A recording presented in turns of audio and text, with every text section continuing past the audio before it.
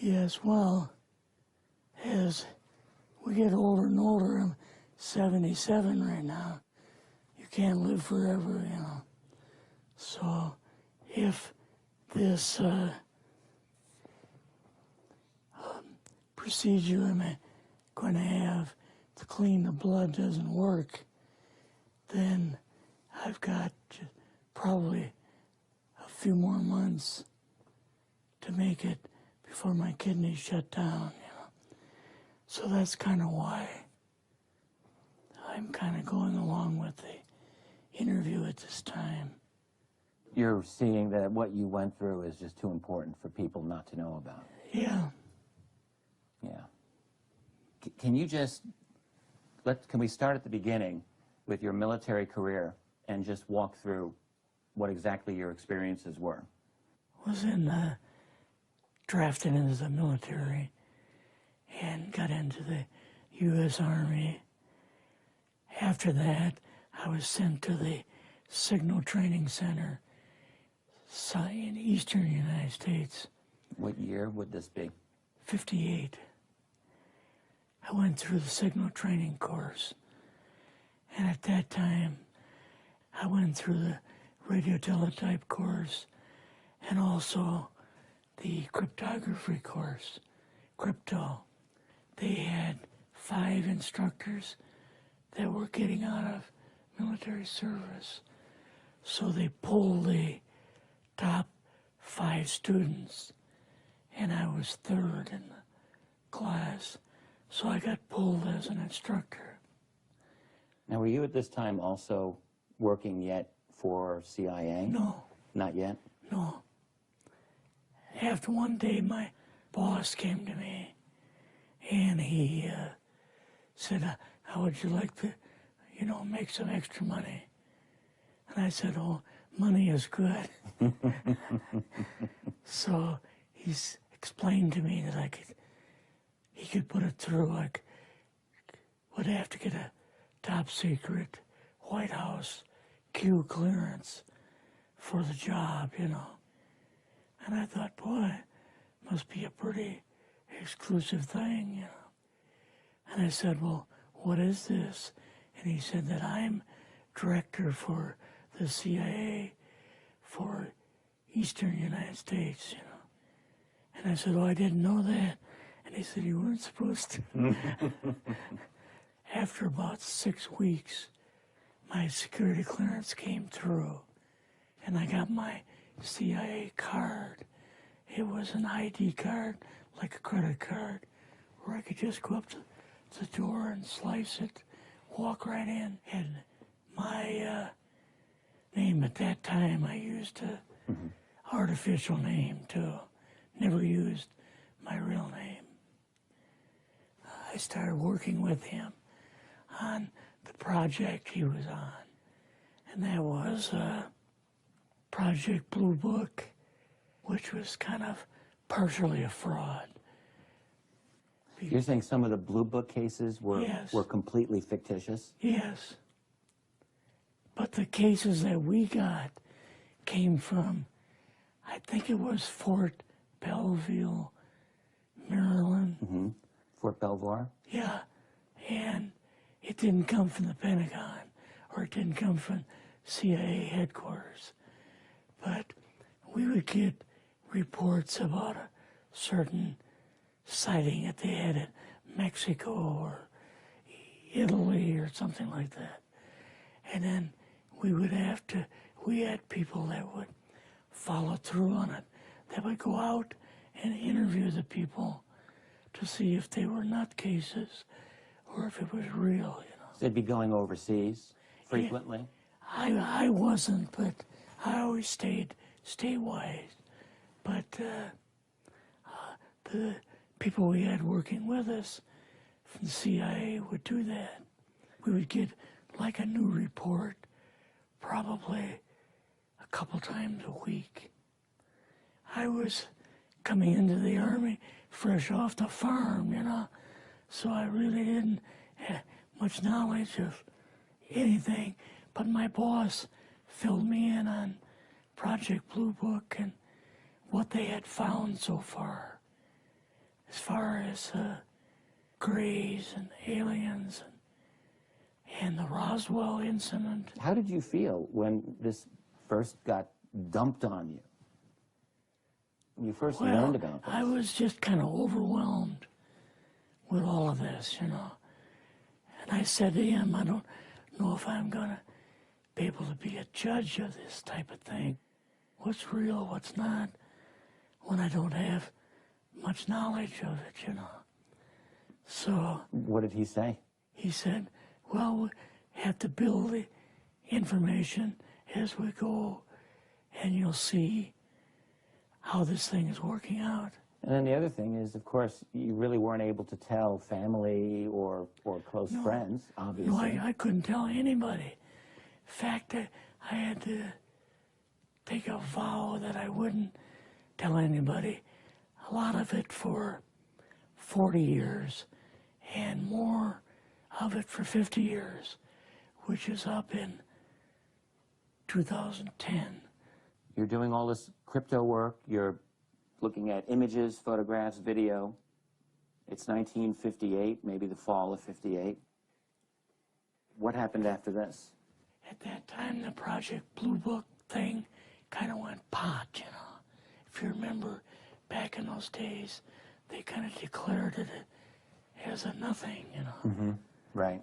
And they were telling the world all UFOs are misidentifications, hoaxes, balloons, psychological issues, whatever. Yes. Yeah. So my boss came to me and he says, we've both got a new assignment. And he says, oh, I said, where are we going? Oh, he says, we're going to the Capitol. We're going to be part of the Eisenhower push.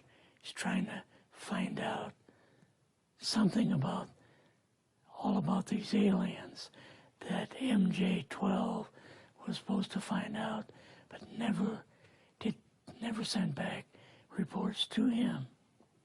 The MJ-12, the UFO control group, were they calling it MJ-12 at that time? Yes.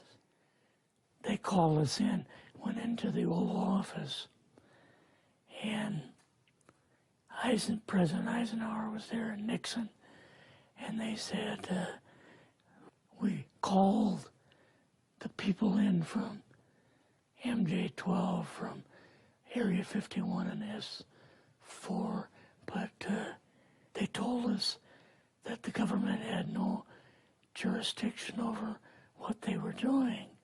So being a general, past general, you didn't tell them to go to hell without any real good reason, you know. Mm-hmm. So he said, I want you and your boss to fly out there. I want you to give them a personal message. He says, I want you to tell them, whoever is in charge, tell them that to get in, they have this week, coming week, to get into Washington and to report to me. And if they don't, I'm going to get the First Army from Colorado, and we're going to go over, we're going to take the base over. I don't care what kind of classified material you got. We're going to rip this thing apart. Eisenhower was going to invade Area 51.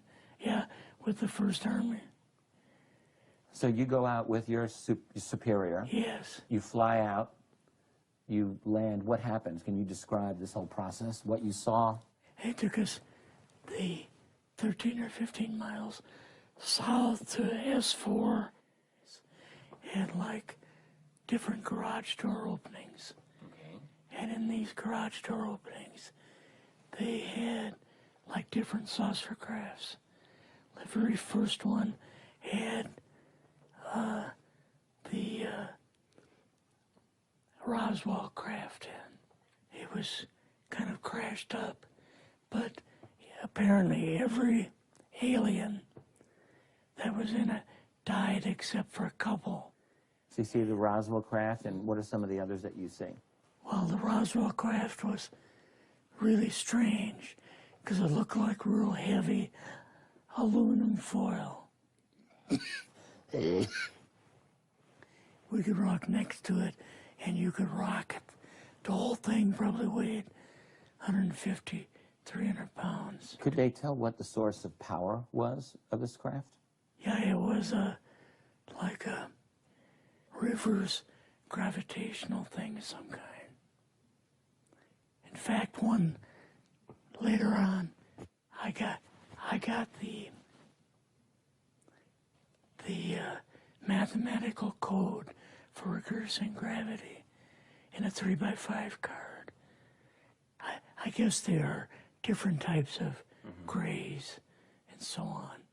How did you see that evidence? Well, at the later on at S4, we viewed the autopsy film, and then the colonel said, "What we've got in here is we're interviewing a gray alien." All right, right there. How did you feel at that moment? Well, I thought, boy, we had no idea we were going to see the real thing. All we saw was film. You had to have a little bit of heart racing at that Yes. moment. My boss was able to go in and had a partial interview with him. So what did this gray alien look like? Could you describe him a little bit? This one looked a little bit oriental. So I'm just wondering if it looked almost human, what about this didn't look human? No, it didn't look human as far as the skin tone and basically the shape of it and the size. How was its head size compared with a normal human, for example? Brain was kind of a little bit bigger. And some of the nose was very, very small. And the ears were just like holes. Mouth was very small. Now, why were they bringing you out here at all, anyway, to see an alien? What was the point? To go back and tell the president they actually had one. So he did not know at this point No, if there was an alien at S4. no. What did you do then at Area? Were you done, or did you have other things to do with Yeah, so S4? basically we were kind of done. Went back to Area 51. They took us into the main building, and there we saw a U-2, which of course we didn't know existed, and a model of the SR-71. Yeah, the Blackbird. So, but like I mentioned earlier, it was not a model of the current Blackbird, It was an earlier version. but an early version. Did you go directly to Washington after this? Yes. Or did you go somewhere else? How did they get, did you fly regular airline or? We flew back to